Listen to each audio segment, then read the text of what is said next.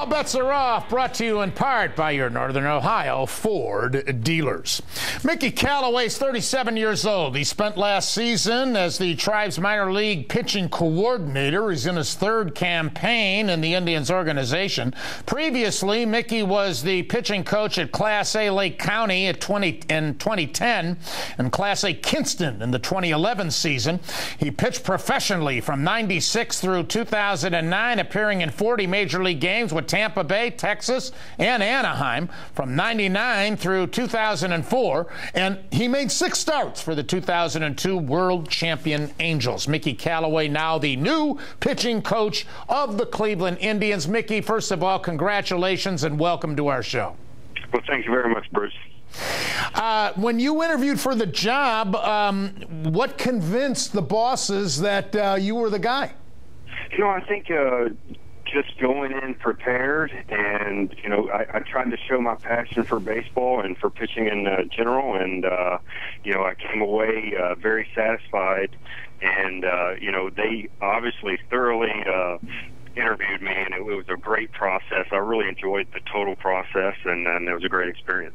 As you look forward to the next season, now heaven knows Chris Antonetti and company have got some work to do. So what we have now may not be what we go to camp with, but certainly with what we have now, let's first address the pen. I, for one, do not want to see us dicker with the pen in any way or form, Mickey. This was the forte of the team, particularly the back end. I think it's a real strength. When it's not broken, don't fix it. You know the old expression. Yeah, definitely. I mean, we have a strong pen. We got some great guys in the back and in the middle, and it's always good for a team to have a strong pen to have success. If indeed the Indians do get an offer they can't refuse for a Chris Perez, comment on moving everybody up. Vinny Pastano, namely, moving up to the closer's role. Yeah, I think Vinny would be able to handle that role. He's had great success, being the 8th inning guy, and I think he would really enjoy that role. See, I don't want to see that because I love the fire that Chris brings to the ball club in general, the bullpen, the pitching staff as a whole, and even with us in the media, Mickey. Give me more guys like Chris Perez who've got the guts to speak out and back it up on the Hill. Yeah, he definitely brings a lot of fire out there, and he's the leader of the bullpen, and it's great to have a guy that is going to go in there and do a really good job for you in the 9th inning. Let's talk about some of these other guys. Rafael Perez, what's his status? He's just trying to get ready again. He had some setbacks and just trying to get healthy. Is he going to be ready for spring training? Not likely, but we're trying. What about Tony Sipp? Tony Sipp, he did some good things towards the end of the season, and he's going to be ready to go for us, I believe. Looking forward to it. Is there anything mechanically you're going to have to work on with him? I think with Tony, he's a guy that he brings a lot of fire too. The way he pitches, he goes after guys, and he's just got to go out there and do his thing. You got to be excited about young Cody Allen. Here's a guy that really can get it up there into the mid-90s with it's almost effortlessly. Yeah, definitely. I got to coach Cody a little bit in the minor leagues, and he's definitely a gamer, and he goes right after guys, and that's what we're looking for. Another guy is Joe Smith, of course, who has set up Pastano so brilliantly the last couple of years. That submariner, it's a rarity, but when you find a good one, it's a real plus. Yeah, definitely. Guys like that, they're very effective to both righties and lefties. And, Joe's a real leader in the bullpen as well. And it's great to have him out there. What's the status of Hagedorn? He'll be ready to go for spring training. We're looking forward to a good year out of him. He's got great stuff, and he's another guy that goes right after guys. And like I said before, that's what we need. He'll be fully healthy? He will be. How about Tomlin?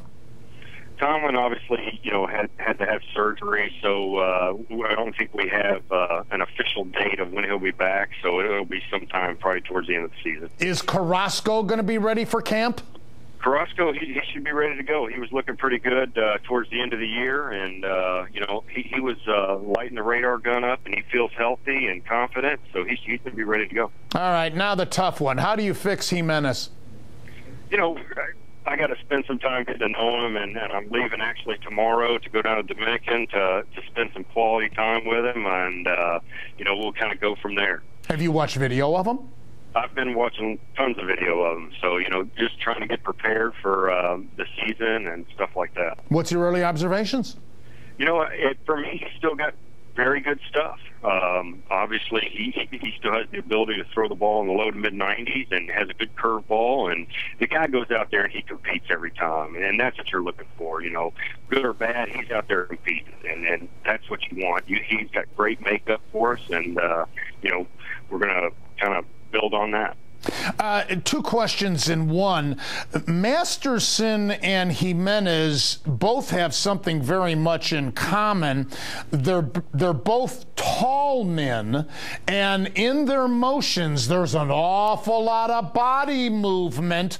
I want you to comment on Masterson and what that poses to you if they're running into problems, as they both did last year. How do you fix that? They're both big guys, like you said, and if you're bigger, it's a little harder to repeat. So it's obviously something that they have to stay on top of throughout the season and make sure that they maintain what they're trying to do. Are you before I move on, I want you to comment on a guy I've been cheering for a long time, and he could have copped an attitude 2 years ago when he didn't make the Major League team, but he did not. He's a lefty. He's a guy that I've always looked at with a lot of potential, but he's never found that consistency enough to stay in the big leagues, and that's David Huff.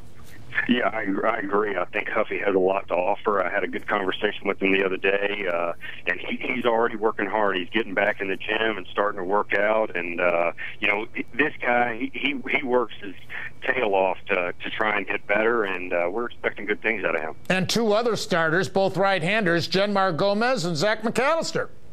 Yeah, definitely. Obviously Zach threw the ball pretty well last year. Being as young as he is, coming up to the major leagues and doing what he did last year was very impressive. They both have really good makeup. Gomi made some good strides at the end of the season, made some adjustments, and we're looking for some good things out of both of them as well. I'll get more in depth with you when we sit down in spring training, Mickey, but let me ask you philosophically, where are you at as far as a pitch count in the modern-day game today? I think, obviously that takes a lot of feel on, making sure that guys are able to haul innings throughout the season and making it to where they're effective throughout the season. So, I think it's something that Tito and I have to be conscious of throughout the season, just to make sure that we're on the same page and that everybody's going to be able to be effective throughout the season. So I think it's more of an in-game decision. Tell us what you can share in your conversation or conversations with the new skipper. Obviously Tito's one of the best managers in baseball, if not the best, and he's a great guy. He's there for the players, and he makes it known that, hey, it's all about the players. And I feel the same way, that we're all here for the players, and we're very excited to get started.